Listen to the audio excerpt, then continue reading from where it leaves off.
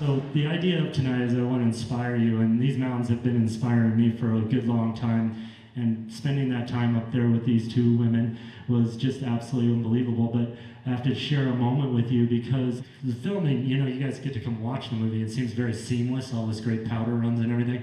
But prior to that, the girls had sat on top of a peak sphinx, which you'll see in the movie, for, I don't know, 4 hours. And I sat down at the bottom watching them, and then in situations like this, you're just doing a lot of sitting above stuff that makes your heart just going. But I stepped out onto the slope, and just as I kind of was concerned, instantly my sixth sense just said, no, this isn't right. The hair on my neck stood up, and I thought, what was scary is that I thought, you know what? If I can do this, I'm going to go as fast as I can and outrun the slide all the way through the funnel and make it. Or I won't, and then this will happen to me, but it won't happen to the girls. And so I'll save them, but I'll be in trouble. So I was trying to balance these things all through my head rather than maybe just get on the radio and call up and say, hey, I'm not feeling comfortable with this aspect, and pull it. But I was also concerned that I didn't want to freak out the girls either, and also a little ego got in the way, and I didn't want to sound like that guy that was wimping out. So a lot of bad decision making on my part. But Jess was, as I pointed, was down further on the ridge, standing on a similar aspect, but she had the same aspect but a different aspect. So I came back, and all that was going through my head. That way Tim can get down and kind of be on the ground for an easy pickup. Does that make sense to you guys? So Jess is going first. Okay. Okay, so Jess has been given her instructions. Okay, dropping in 10, 9, 8, 7, 6, 5, 4, 3, 2, 1.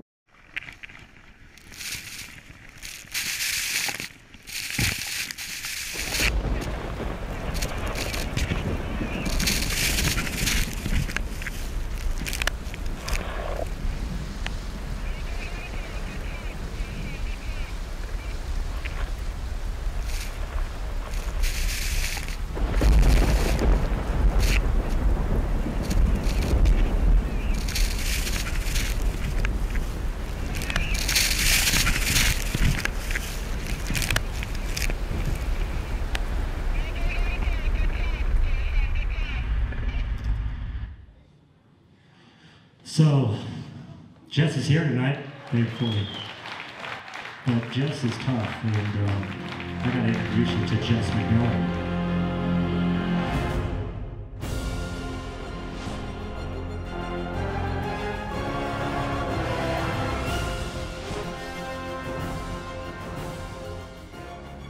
And without further ado, I would like to present our first speaker tonight, Miss Jess McMillan. Give her a nice round of applause. She made a special trip here from Jackson to see us. Welcome, Jess.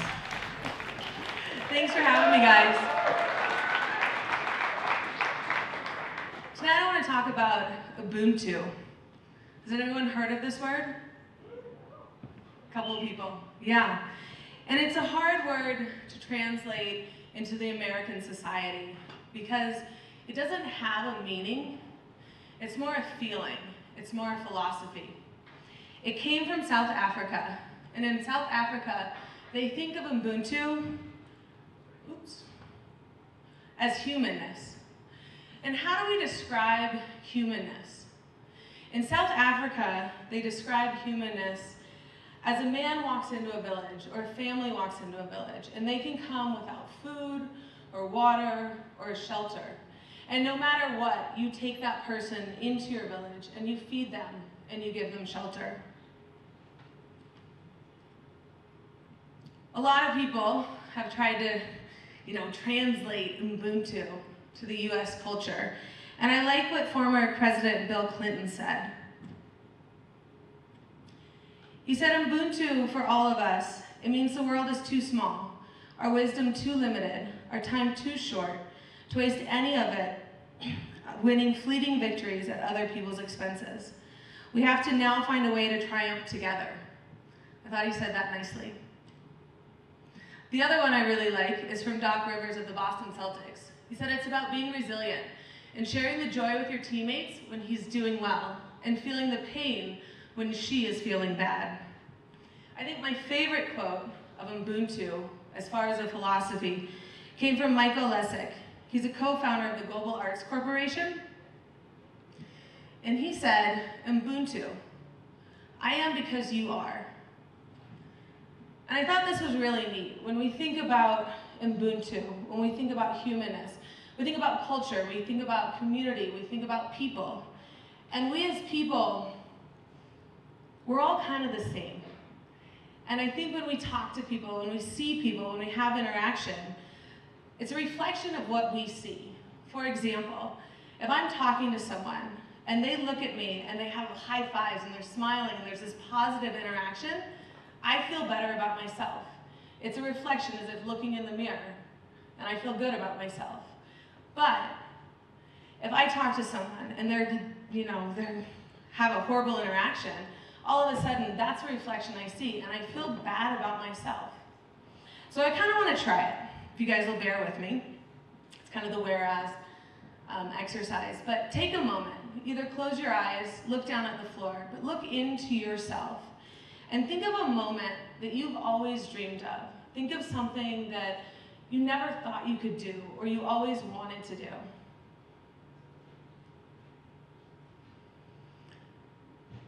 Can you see yourself doing it? Can you feel it? Can you smell it? Can you taste it? Really try and visualize it. Visualize it so much that all of a sudden it's a reality. Maybe just a tiny reality, but it's a reality that's growing in your mind. Now look up and look at me. And I'm going to tell you that dream, that reality that you just made in your mind can't happen. You're not good enough. You can't do it.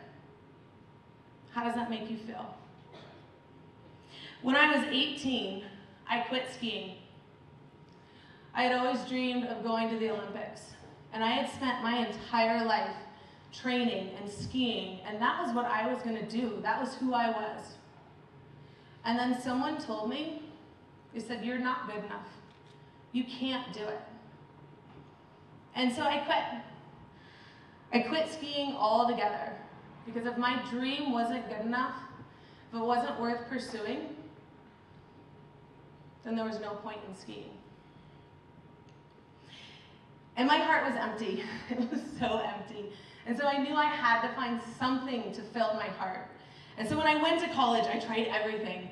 I walked onto the soccer team. I played tennis, which I'm absolutely terrible at. I tried everything. And eventually, I found whitewater kayaking. And I poured my heart into kayaking. It was like I was training for the Olympics. And in 4 years, I was kayaking with some of the best kayakers in the world. Here's a little clip of what we were doing.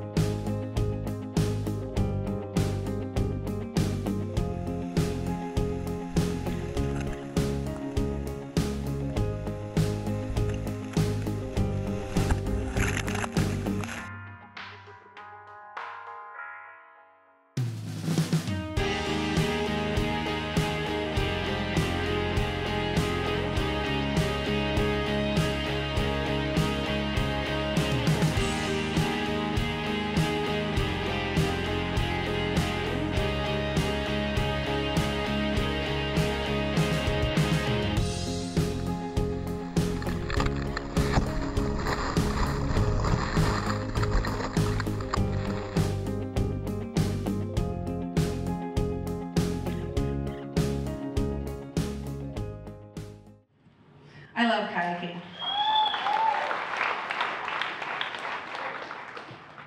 I met my husband kayaking. I'll never regret those days spent kayaking. But while I was doing it, I always wondered, could my dream have become possible? And I always had this sort of like, I don't know what it is, something itching in my heart that said, should I be in the mountains? Should I be in the snow? Should I be skiing? And so I moved back to my hometown of Jackson Hole, not as an athlete, but as a real estate agent. We're all searching, right? And one day I was riding up the chairlift, and this gentleman next to me struck up a conversation, and he was so inspiring. He told me his entire life, it was one of those long chairlifts, and you get talking, and he was a professional volleyball player. He was now in his 80s, and no one had beat his career records, if you will, in 50 years. And he talked about how passionate he was about the game and how much he loved it. And then I asked him, any regrets?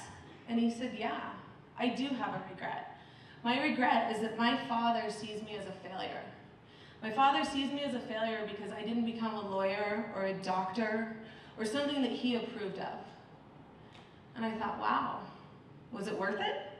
And he said, yes, every single day of it was worth it. And he hopes to one day have his father's respect.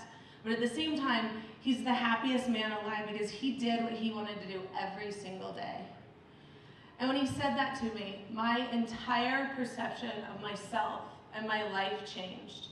It took one person to tell me that my dream was worth it, that what I wanted to do was worth trying. It took one person to say, you can do it.